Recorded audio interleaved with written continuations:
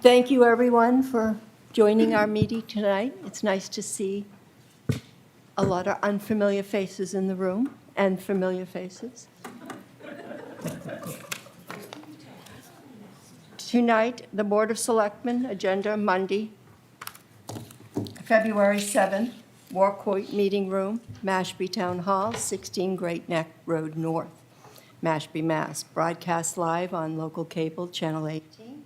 Public call-in number 508-539-1449. Stream live on the Town of Mashpee's website, www.mashpeema.gov/channel18. It is 6:30, and we're convening this meeting in open session.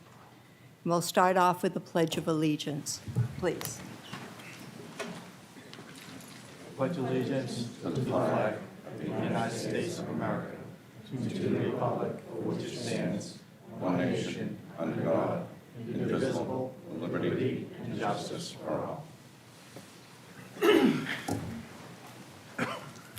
And I would like a moment of silence, please.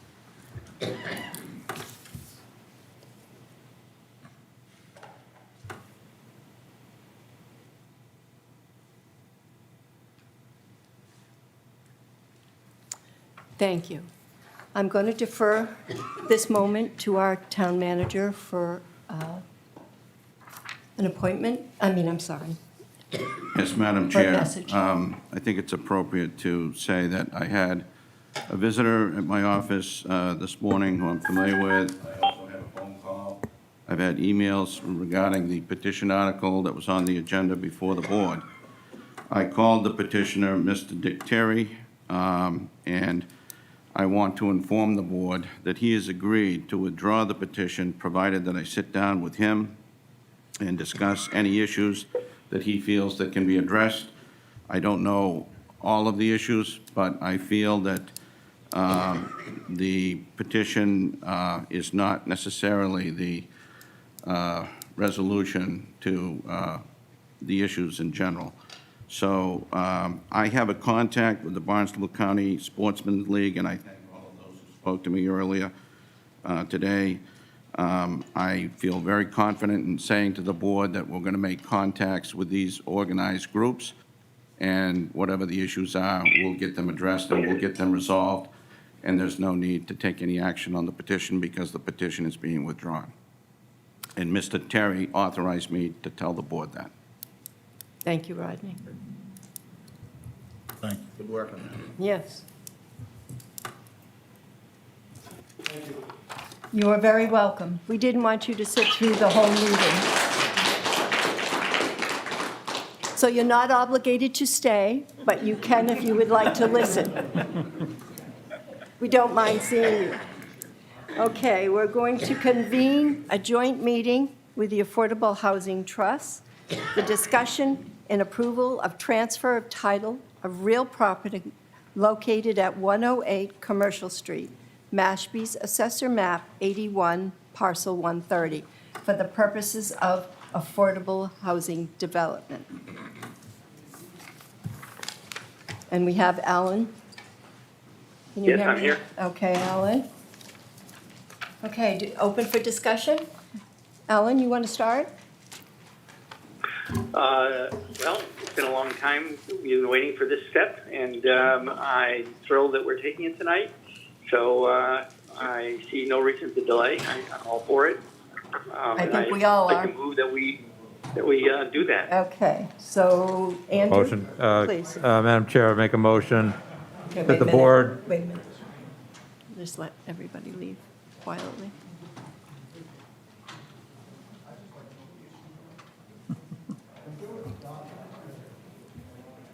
good, Thank you, go ahead. the board vote to transfer all right, title, and interest of the town of Mashpee in and to the parcel of real property identified at 108 Commercial Street, Assessors Map 81, Parcel 130, to the Mashpee Affordable Housing Trust for the purpose of developing affordable housing and to authorize the execution of a deed to effect said transfer and title upon final preparation thereof by town council.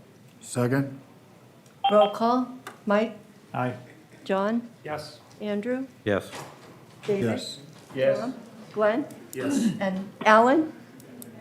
Yes. And yes for me. Michael? I move the Board of Trustees vote to accept all right, title, and interest of the town of Mashpee in and to the parcel of real property identified as 108 Commercial Street, Assessors Map 81, Parcel 130, for purposes of developing affordable housing. To authorize the execution of a certificate of acceptance of deed for recording with the deed to consummate and transfer of title, and further, to authorize the acceptance of grant funds from the Mashpee Economic Development and Industrial Corporation, EDIC, for the purposes of conducting a feasibility study in conjunction with the EDIC relative to the proposed development of affordable housing at 108 Commercial Street site, and to authorize the town manager to procure such services and execute such contracts or other instruments as may be necessary to proceed with such feasibility study. Do I have a Second. roll call? Tom? Yes. Glenn? Yes. Yes. Yes. Yes. Yes. And now we'll vote. I just think, just, the first motion was just for the Board of Selectmen, because we're transferring it over.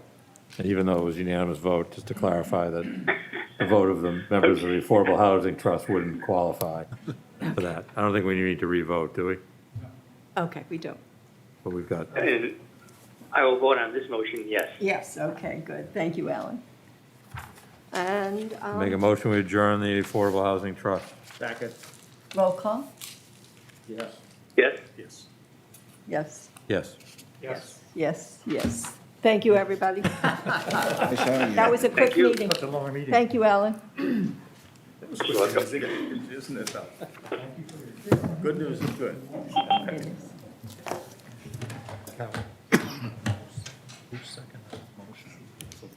There you go. Who seconded it? John, Andrew did. No, on the affordable housing. I did. Andrew, yeah. Yeah. didn't- Okay. Joe. Does that mean I have somebody on the line? It means there could be somebody on the line. Alan's still there? Alan's gone. Might be for public comment. Oh, maybe. There you go. I don't think so. Madam Chair, we don't have anybody else zooming in, do we? Pardon me? We don't have anyone else zooming, do we? I don't think so.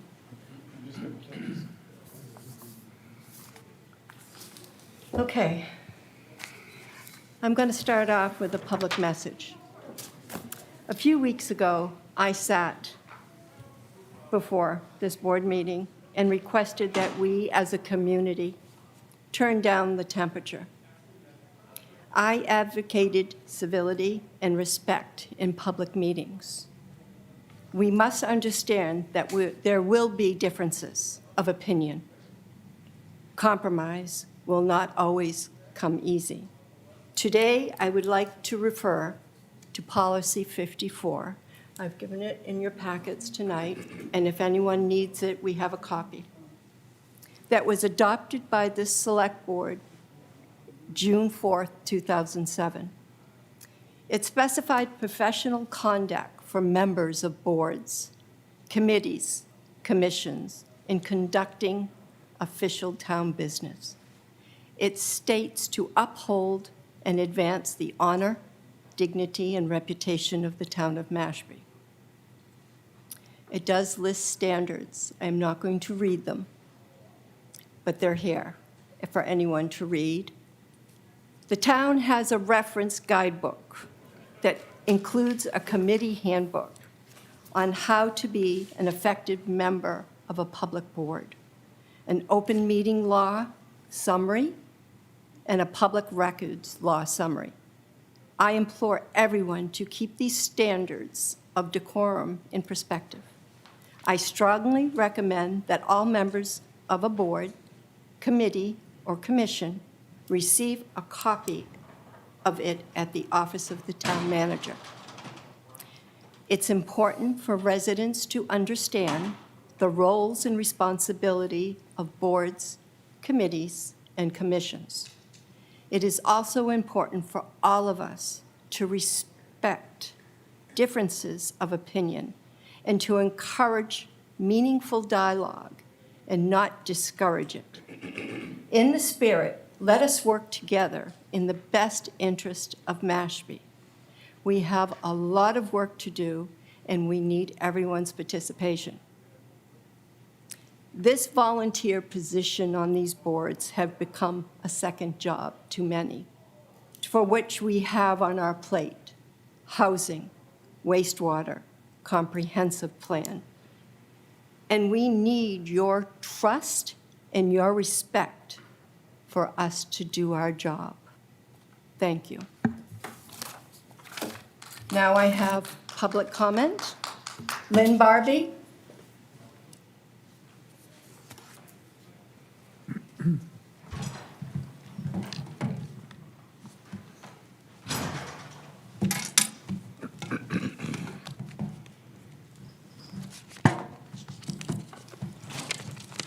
Lynn Barbie, 73 Surf Drive. Madam Chair and Select Board members, first I'd like to thank you, Chairwoman Sherman, for those comments. I believe that some of what I'm saying echo the same thing. So, golly gee, who could imagine that the Planning Board Chair had reached a deal with Mashpee Commons to trade Trout Pond land for the rest of the three-party development details? Wow. They sure kept that a secret from the rest of us. You all remember the cart and the horse? I really thought I could put that away, but. So it seems that Mr. Falone had access to the horse, the details of the development plan, when the rest of us only knew about the cart, the bylaw. I guess he was working in the stable or behind the scenes on this trade. But thank you, Mr. Falone, for finally sharing this with the town citizens in your letter to the editor of Mashpee Enterprise on February 4th. But really, is it too late for Mashpee Commons to do the right thing and donate the land to the town for green space? I mean, what does Buff Chase need with a pond full of bats? It's never too late for him to do the right thing, and he has stood in this very room and called himself a philanthropist. The three-party agreement failed because Mr. Chase never provided the town with the details of the development plan. Many of us were asking and waiting. Meanwhile, it seems that the planning board chair was engaged in some kind of negotiation. Now I will echo your comments. Well, so Mr. Falone needs to stop bullying those of us who want to make public comment. He violated his own rules, especially number 5, and I quote, "Please be respectful, thoughtful, and courteous," unquote. He may not agree with public comments, but it is an insult to all residents and the rest of the planning board members to attack personally one citizen's opinion. Mashpee deserves better. You, the select board members, set the tone. You are the leadership of this town, and we all deserve basic decency and open democracy. Our local comprehensive plan is way too important to have this divisive and insulting person in charge. He may not believe it, but I, and I believe all of us here, want the best for the town. That means cooperation and respect and no backroom deals. Thank you. Brian Whedon?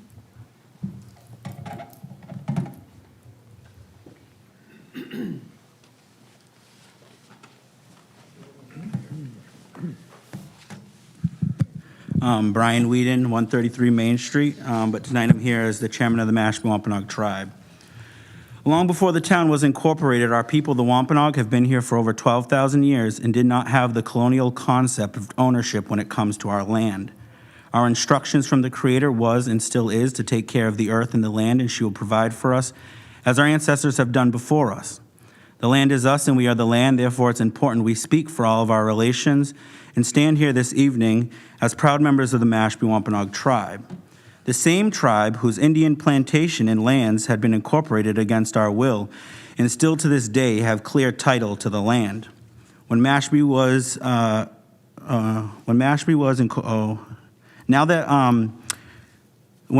incorporated, the Allotment Act came into play and we had, quote, common lands, land that was for the community and our sustenance. Now it's called public lands, the same land that was illegally taken by both the town and the Commonwealth of Massachusetts from our people. It's also important to note that we as a sovereign nation are one of the very few tribes with their Aboriginal rights, a birthright that cannot be taken. So we come before you tonight to let you know the following. A, Indians cannot be prohibited from practicing Aboriginal rights in their usual and accustomed places. 1, in the Winans, the Supreme Court of the United States ruled that the federal government had the authority to limit states from barring Indian tribes and their tribal members from exercising their Aboriginal rights, quote, all usual and accustomed places. 2, Indians have an easement over private lands to gain access to their usual and accustomed places. Again, in Winans, the U.S. Supreme Court said that the right of Indian tribes to practice their Aboriginal right in their usual and accustomed places, quote, fix in the land such easement as enables the right to be exercised. B, the federal government has consistently recognized the Aboriginal hunting, fishing, trapping, and gathering rights of the Mashpee Wampanoag. The United States Department of the Interior in 2007's final determination of federal acknowledgement of the Mashpee Wampanoags confirms the existence of these rights. The federal acknowledgement makes repeated references to the Mashpee Wampanoags hunting, fishing, and harvesting of natural resources from the, quote, contact period through the colonial and revolutionary periods to the present. C, from the earliest days of the statehood in 1788, Massachusetts has recognized the Aboriginal rights of the Mashpee Wampanoag. In the 1970s, Governor Dukakis issued an executive order recognizing the, quote, special relationship with the Native American people of this region, in ordering the state agencies shall deal directly with the appropriate tribal councils on matters affecting the Mashpee, Gayhead Wampanoag, and other Wampanoags, along with the Nipmuc Indians. And while the town is not a state agency, it should take this into consideration as we continue to ask for meaningful consultation on any and all issues before the town as we share this community.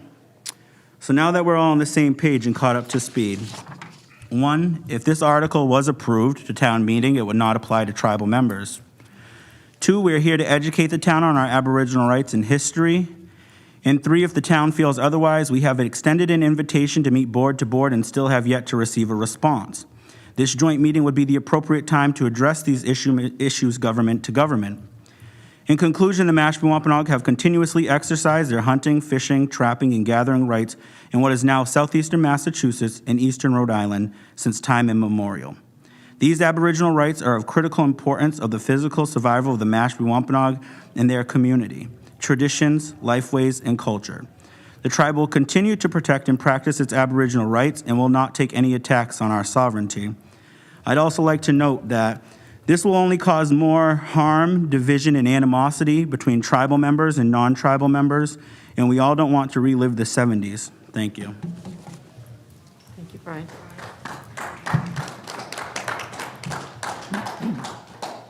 Elena Doyle.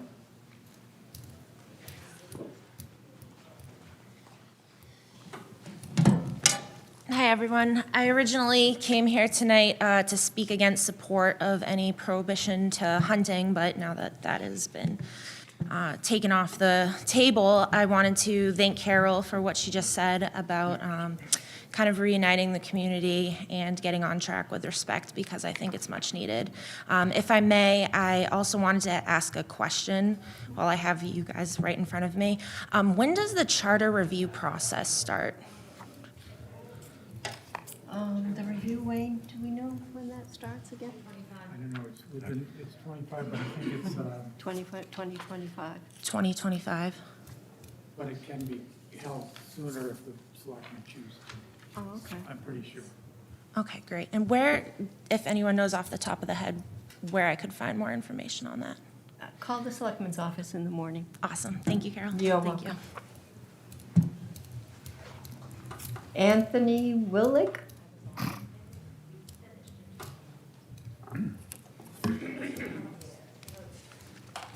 Hello, Hello. I'm Anthony Willig. I live at 3 Sandy Fox Drive here in Mashpee. I came to talk about the proposal to ban discharge and hunting. It seems like that's been put off. I'm not sure exactly how we're going to be informed about these, what seem to be more or less secret discussions you'll be having with Mr. Terry. I don't know how that's going to proceed, which makes me a little nervous. Anyway, I had a few things I did want to say, and they're probably still appropriate, so if you don't mind, I'll say them.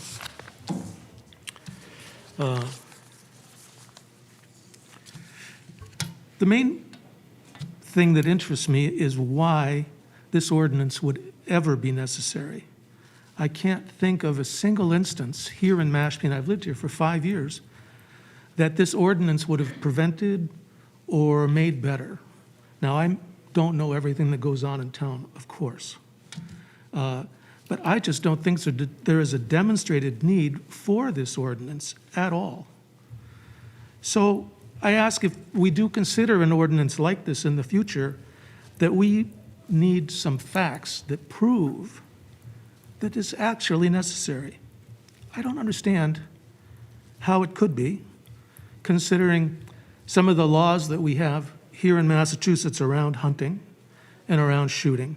But I want to make sure that anything like this, that this proposal is not just an expression of personal preference or prejudice, but there's an actual need for the proposal. I need that to be proved. For fact, I mean, the discharge of firearms is essentially not allowed anywhere in Mashpee open space now, as far as I know. Not in the wildlife conservation areas or in the wildlife management areas run by the state. If you're not hunting, you can't discharge a firearm. And of course, you can only hunt in season. So really, the proposal is an anti-hunting proposal. And hunting and shooting are a traditional pursuit enjoyed by a significant percentage of the population here in Mashpee. And it just seems wrong for a small subset to endeavor to make illegal the legal activities that are heavily regulated already. I mean, this idea that we need to control other people and other legal activities and make them illegal, it's a problem. I mean, we know the hunting regulations include a 500-foot buffer zone around homes, a 150-foot buffer zone away from state or hard surface roads, and hunting is not allowed on Sunday, and the seasons are relatively short. I mean, I just don't see where the impact is that would cause an ordinance like this to be required. I wanted to read a letter that a friend asked me to share here.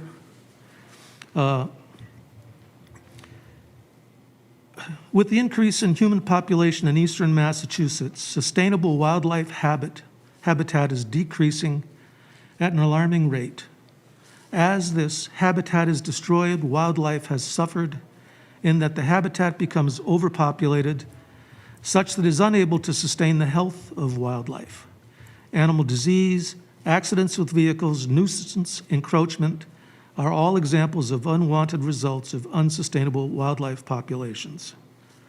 Hunting is an essential part of the North American model of wildlife conservation, and the Pittman-Robertson Act of 1937 provides federal funding to states to maintain hunting areas through taxes on firearms, ammunition, and other hunting equipment.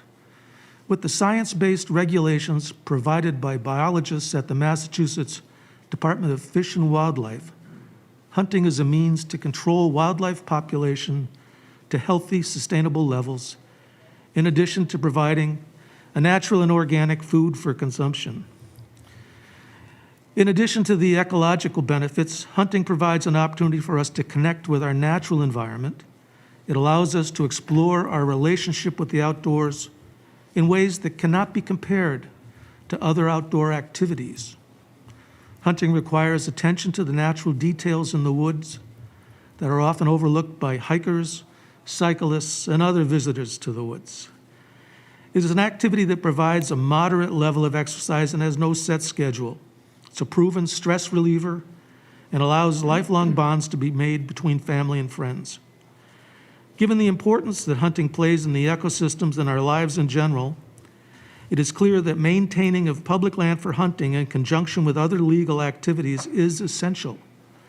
Clearly, open space land in eastern Massachusetts is dwindling, and land parcels with enough buffer to meet Massachusetts hunting setback regulations are becoming even more difficult to find. That kind of sums up the situation here in Mashpee, too. I hope that somehow we'll be able to communicate. I mean, I just found out about this meeting today, and it surprised me that a group of intelligent folks, as we have here in Mashpee, would even consider such a proposal. So my question is, how will we be informed about these discussions you'll be having? What will they result in? I mean, who gets to vote on them? Mr. Town Manager. We don't generally engage in an exchange during public comments, but with the authorization of the chair, I'll make an exception. First and foremost, any person or any group has a right to petition. Town meeting, I believe it's 10. For the board, there's a charter provision. If they petition, then the petitioner or petitioners have an opportunity to come before the public body and state their reasons in terms of why they believe this is a good idea. The board had not even taken into consideration the merits or otherwise to this petition. It was just an opportunity for a person to be heard. So the process is, if a person wants to be heard, he or she has an opportunity to seek a spot on the agenda to come in, which this gentleman did. He was coming before the board with an opportunity to present the merits, whether they be lacking or not, to state why this potential bylaw would be a good idea. I'm not here to debate the merits or demerits to the proposal itself. When I spoke to people this morning, I tried to communicate for the sole purpose of getting things done without a lot of conflict or an opportunity for people to get riled up over something that can be avoided. And in this particular case, every single person that I spoke to thought it was a good idea to try to reach out to the gentleman, which I did. And I did not consult with the board before reaching out to the gentleman. I reached out to him in my official capacity. We had a very constructive, reasonable discussion, and I did not try to necessarily influence him, but I did try to say, can we take a step back and hit pause to see if we can resolve any of the issues that you may have. He thought that that was a good idea. So that's what I did. And every person that I spoke to said thank you. All of the folks, some of which were in this room earlier. So that's what happened. And in terms of where it goes from here, obviously, if there was a bylaw, it would have to obviously be lawful. It goes through a lot of reviews. The select board, it goes to town meeting, it will go to the AG's office. Where it would have ultimately ended, I don't know. People could argue it was a terrible idea, but the fact of the matter is a petitioner has a right to be heard. Mm-hmm. And in terms of any secret meeting, I wouldn't necessarily call it a secretive meeting because I'm sure that I'll be reporting to the board in public session at some point what the end result was. Mm-hmm. Where do I plan on going? I plan on going where I told Mr. Terry I would go.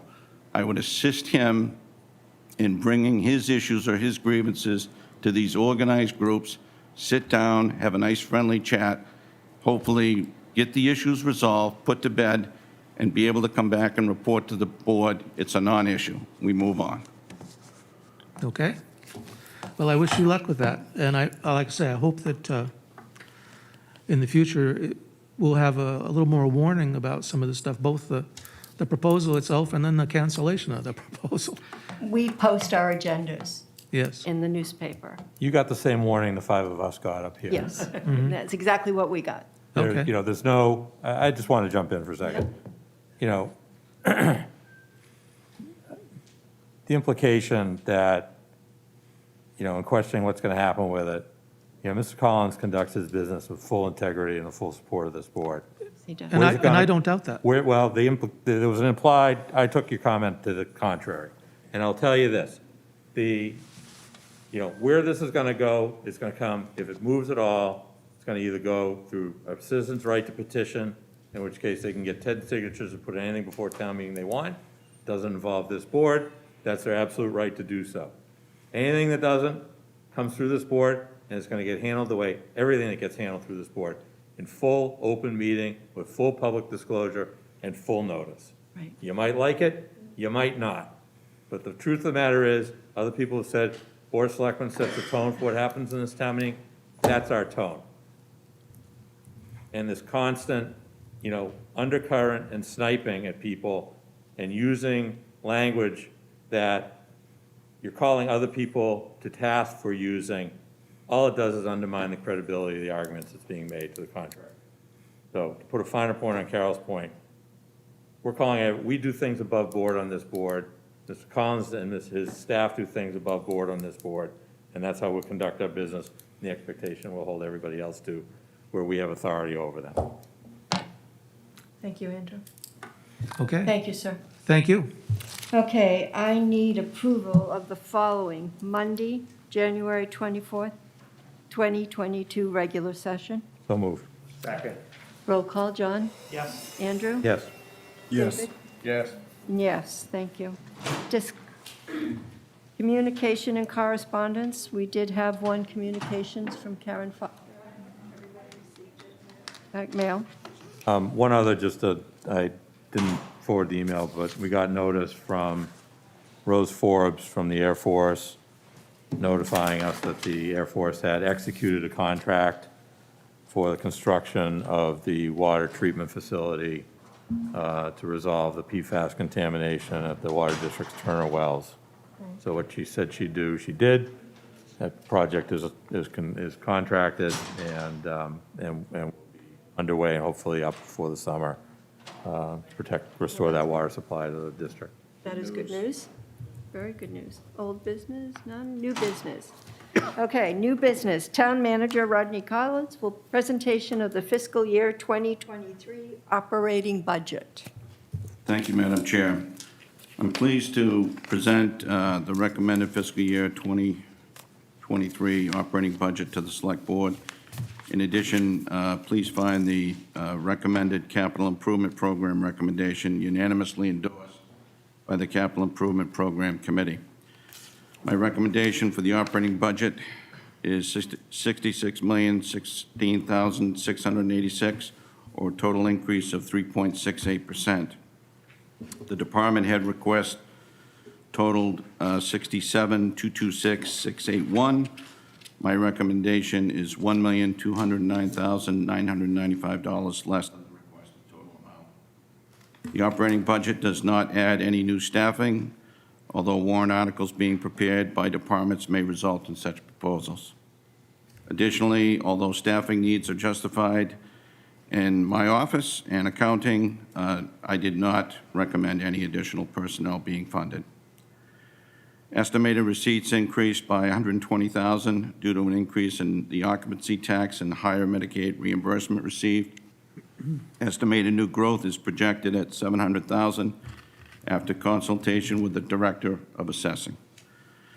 Free cash to be utilized is $1,500,000, which is consistent with the previous fiscal years. The total estimated excess levy capacity for fiscal year 23 is $2,008,702.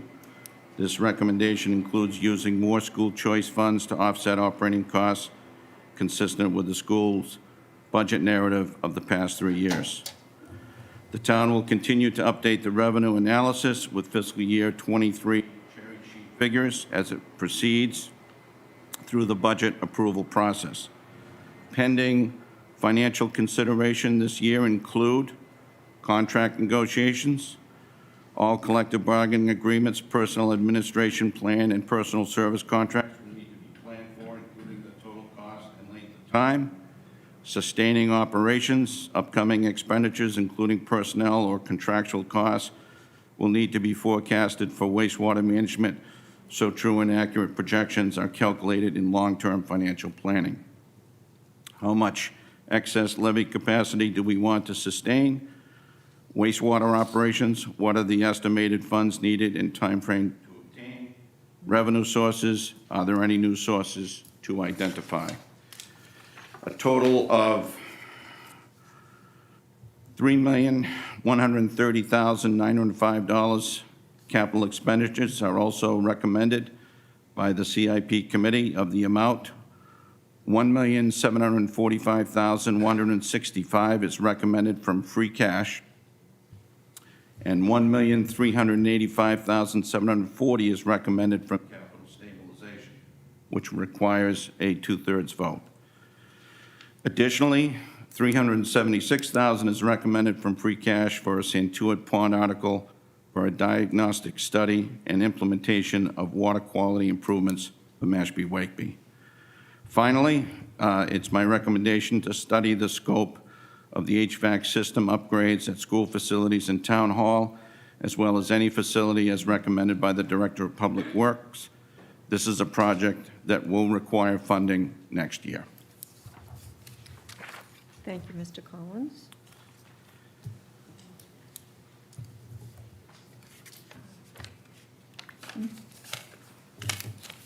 Okay, and then you want to do it, you just did the overview of the fiscal. Right. Couple questions.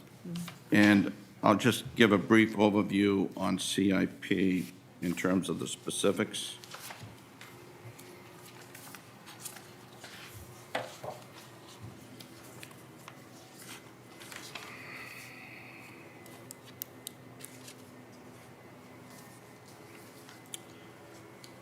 As recommended, total from DPW is $288,500. From the fire department, $215,000. From information technology, $50,000. And from natural resources, $180,200. All of those are recommended to come out of capital stabilization. Planning and construction, a total of $2,064,805. All of that is recommended to come out of capital stabilization, with the exception of the DNR facility and the MMHS field improvement, which would be recommended to come out of free cash. There is also the breakdown in terms of free cash I may have already mentioned, but is $1,745,165. And the total from stabilization, $1,385,740, for a total of $3,130,905.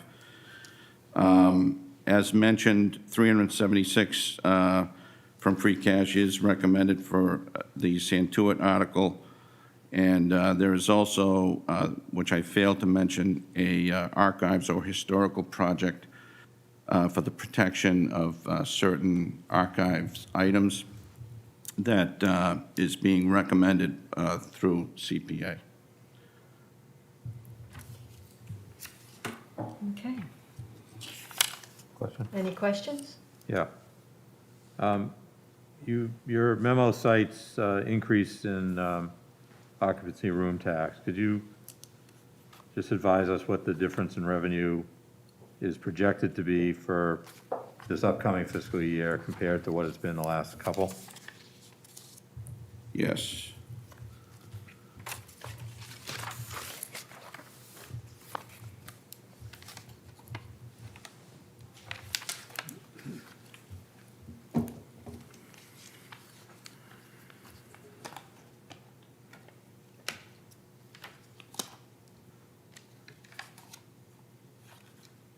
Okay, for 2020, the general fund estimate was 25,000. The actual was 66. 888. I should add that the 75% wastewater stabilization was 200,664. The 25% general fund was 66,888, for a total of 267,552. In 21, the total was 753,936. The breakdown was for 75% wastewater stabilization, it was 565,452, and the 25% general fund was 188,484. In 22, the total is 725,930. To date. To date, To date, yes. And the breakdown to date is 75% wastewater stabilization is 544,448, and the 25% general fund is 181,483. And what's the projection for 23? But it's up. Yes, I don't have that in front of me, sir. Okay. And then, my recollection is that the actuals this year, and therefore what's projected for next year, are higher than what was assumed in the wastewater budget Yes, projections. yes. So we're running ahead of where we were estimated to be. Those, if you recall, those numbers were held steady, not increasing for 30 years. And obviously, we're up, so it runs to our benefit. Gives us more room to pull money out for wastewater. Good. And then what's your actuals marijuana revenue versus what was promised? Not by you. That's a little bit of a disappointment, but Really? I'm sorry, what was the question for which fiscal year? Any one of them. Okay, right now, for fiscal '22, we've got, looks like 50,000 retail actual. But I just want to make sure that I'm gathering all of this info accurately, or reporting it accurately, because I do know that there's the impact fee and then there's the tax. And I just want to make sure that I'm breaking it down accurately. So let me just double check these and I will get back to you. But I can tell you unequivocally that the numbers in terms of the original projections compared to what we are receiving is off By large volume. by a large volume. Right, I would say. Wow. So I don't know if it's the black market or I don't know what the cause is. But I can tell you that the numbers are not Not where fair. we had hoped they would be in terms of revenue. I'm glad we weren't depending on them. I know. We rode the right horse for We did. wastewater. Yes, we did. Okay, liaison reports. One question for the, on the budgets. Sure, I'm sorry. Where are we at with the solar project? Was that money coming out of the CIP? You're talking about the, at the schools? Yes. No, it wasn't coming out of CAP. It was, some of it was, but CVEC is where it was coming from. And that's been delayed due to just supply chain, everything else that everybody's hearing. Okay. COVID. Thank you. But it's still there, and it's still anticipating to come forward. It's just gonna be delayed. Gotcha. Tom, any questions? I do have a Okay. question, actually, and it came up today. I was thinking about it. The Falmouth Road apartments, affordable housing units. Do we know where we're going with that and what the holdup is? And is there any schedule for construction? You're talking about the. 950? Yes. 50? Yes. No, it's waiting for funding through HAC, and they have all their applications in place, but they haven't got the funding. They're hoping for it this spring to get the funding and then be able to start the project in the fall. That's the last I heard, but that's been a month or more now. Right, and it's, the thing, it just comes to mind, we're looking at the industrial park, and we approved this, I mean, it's gotta be 2 or I 3 know, years everything ago. takes so long. Oh, it's more, yeah. Takes probably so more. long to get It's where we still- are. I know, the Sad. process is just, It's unbelievable. it just drags. Yeah, it does, and it's unfortunate, because HAC, it's got a lot to do with the federal funding come forward and funding that they can get to start the project, so. Yeah. The way you hear the federal government's handing out Yeah, cash to I know. everybody, and here we are waiting for a project to put a shovel in the ground, and we don't have any money, No, so, you know. John, any Thanks questions? for the update. Okay, town managers updates. The only thing that I wanted to make the board aware of is we've got a technical flaw changing over the Board of Selectmen to Select Board. Oh, I saw that today. So, according to the AG's office, the issue was, and I'll quote, "We disapproved the portion of Article 1 amending the town's zoning bylaws to change the name of the Board of Selectmen to Select Board throughout the town's zoning bylaws because the town did not comply with General Law, Chapter 40A, Section 5, procedures for amending zoning bylaws, including holding a planning board and adopting Article 1 by a two-thirds vote." And then they went on to say, General Law, Chapter 48, Section 5 establishes the specific procedure the town must follow when amending its zoning bylaws as follows, quote, "No zoning bylaw or amendment thereto shall be adopted until after the planning board in a town has held a public hearing thereon, at which interested persons shall be given an opportunity to be heard," close quote. The AG goes on, or the representative from the AG's office, I should say, "Here, the planning board did not hold a hearing on the proposed amendments to the zoning bylaw, nor did town meeting adopt Article 1 by a two-thirds vote as required by General Law, Chapter 40A, Section 5. The failure to hold the planning board hearing required under General Law, Chapter 40A, Section 5, and to adopt the zoning amendments by a two-thirds vote are fatal defects that render the adoption of the zoning bylaw amendments inconsistent with state law. We are working with town council to correct it. So The other parts went into effect. Yes. And they did set up a public hearing for the planning board for that, I believe.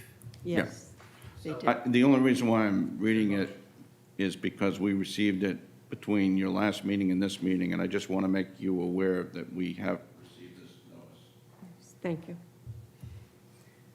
And, on the other item, COVID cases, today and over the weekend, we added 12 new positive COVID-19 cases and no deaths. There are 36 current cases in Mashpee, and 23 cases have moved out of isolation. That's the COVID update. It is nice to see that the numbers are coming down, Yes. and people are still being careful, which is good. Okay, do I have a motion to adjourn? Roll call, John? Andrew? Yes. Yes? Yes. Yes. Thank you, everybody. Have a good night. I need.